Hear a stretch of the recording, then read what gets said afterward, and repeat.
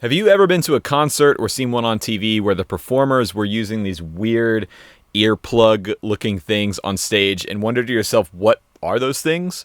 These are custom molded in-ear monitors, and in today's video we're going to talk about what they are, what they do, and what you should think about if you're going to buy a pair for yourself.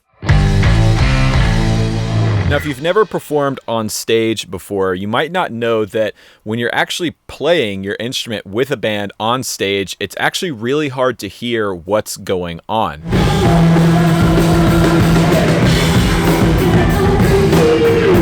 If you're standing in the crowd, it might seem counterintuitive, but we don't actually hear what you hear out in the audience. Oftentimes, the stage is just a cacophony of drums and guitar amps, and that's usually all you can hear. Maybe the bass player if he's got a giant SVT stack, something like that. But vocalists, keyboard players, string players, horn players oftentimes have a really hard time hearing themselves on stage in the context of a full band. So to overcome that, we use something called monitoring. Now, monitoring came onto the scene sometime in the mid-60s. In fact, there's a story that the Beatles were actually the first band to really use monitors, and the story goes that it was apparently here in my hometown of Atlanta, Georgia, where they literally just took some of the PA speakers and turned them around facing the band on stage so that they could actually hear themselves singing and playing, which, to be honest, it's actually astonishing. I don't know how they would have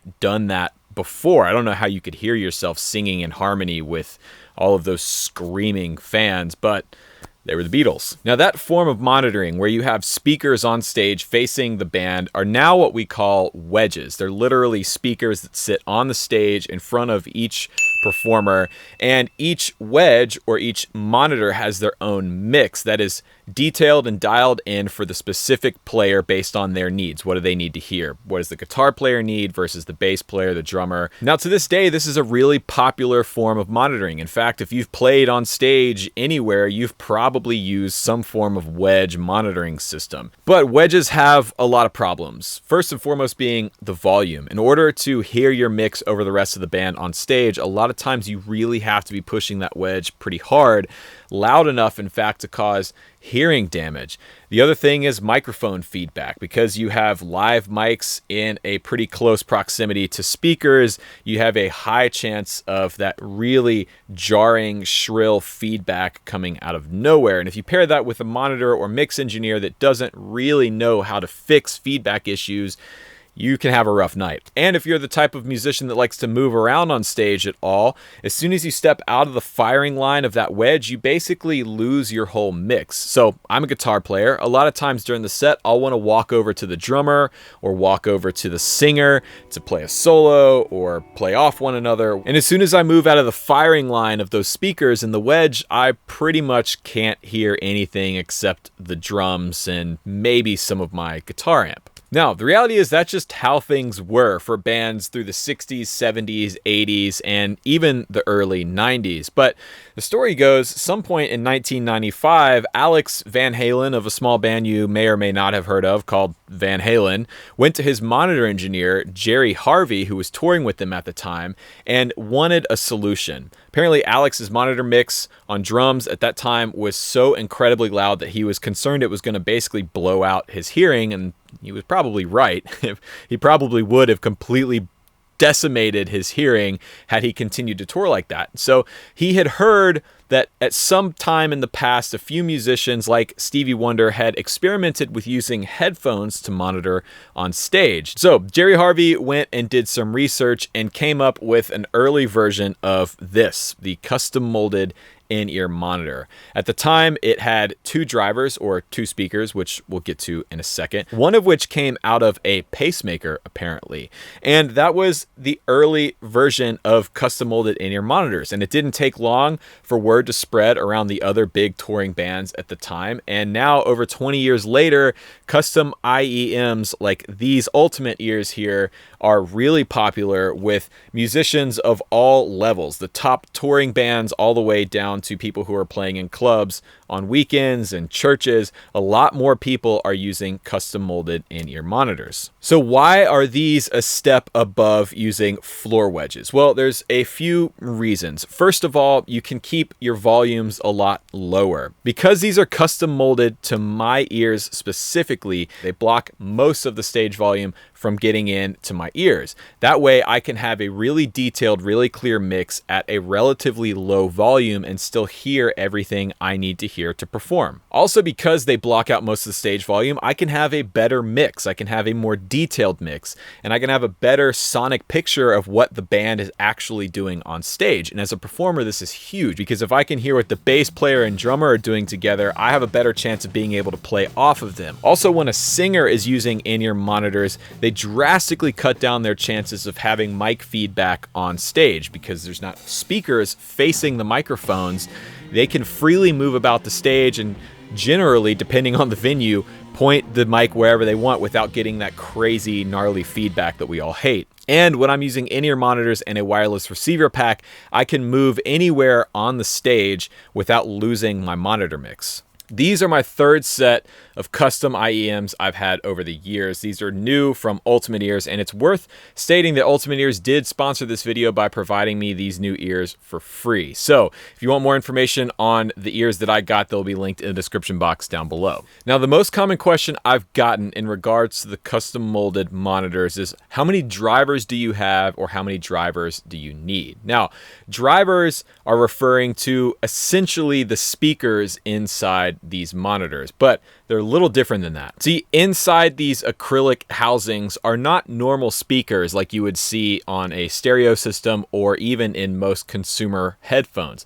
Speakers are just too big to fit inside these acrylic shells. Instead, they use a technology called balanced armature drivers. This is across basically all of the custom mold IEM market. Every manufacturer uses some form of these balanced armature drivers. Now, the common thought that I've seen is more drivers is better. If you can afford 8 drivers, you want 8. If you can afford 10, you want 10. And if you can only afford 2, those aren't as good as the higher end models. And that's just not true. My first set of in-ears had 3 drivers, and my second set had 4. And I was able to get through literally hundreds of performances with both of those sets of ears with only 3 or 4 drivers. And quite honestly, my mixes were phenomenal. See, the thing is, no matter how good your in-ears are, your mix is only going to be as good as the person doing the mix. So if you have a really great and truly talented monitor engineer on the road with you, you're going to have a great sounding in-ear mix regardless of how many drivers you have in your ears. And conversely,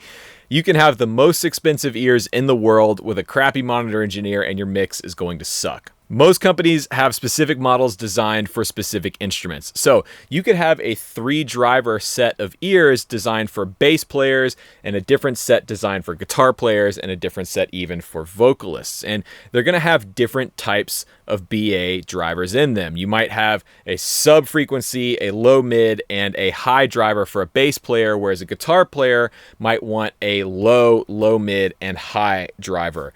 It's totally dependent on what you're looking for out of your mix and what you can afford. The more drivers they cram into these things, the more expensive they get. So don't immediately go to the top of the range looking for as many drivers as you can fit in your ears, because quite frankly, you might not need it. Now, once you're ready to place your order, you're going to need to get your ears molded. Now, you can do this a couple of different ways. Your local ENT or your audiologist near you should be able to do it. And I've done it this way a few times, where they actually mold the inside of your ear canal with silicone. It's an interesting sensation, to say the least. But this go around with these ears, I actually had my ears scanned with this new scanner that Ultimate Ears is using, and they actually did it on the floor at NAMM. Take a look. About the scan is that you can see on the screen everything I'm seeing on the handset. So the other. Oh man, I might need to clean my ears before I'm done. Don't you worry. Oh, okay, good. I've got you. For Sam to just put on this headset, this is what gives the scanner reference. Okay. So during the scan, it's important that it stay put. Okay. So on the computer screen, you'll be able to see everything I'm seeing on the. That's Jenny. That's this one. There you go. Got it. Yeah. So what's cool about that is you're converting some of those people from the website. Yeah. So now if I'm in the store, I can put on the and collecting that. Here, I'll spin it around so you can see it. Is that cool? That is awesome. So we'll save that one. Okay, relax your eyebrows. Sorry, it lifted your ear a little bit. But I wasn't actively scanning. It's so interesting that when you move your face at all, when you adjust the contours of your face, it moves your ears. Yeah, we got a cushion underneath that.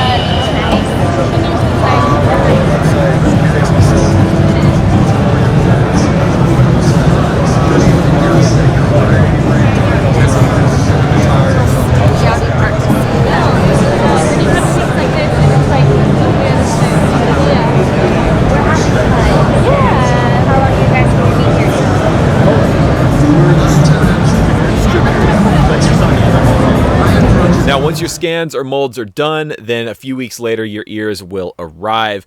And there's a few things you want to keep in mind, a few pro tips, if you will, when it comes to using in-ear monitors consistently, which I've done for the better part of 7 or 8 years now. First and foremost, keep these things clean. I know it probably goes without saying, but these are going in and out of your ears all the time.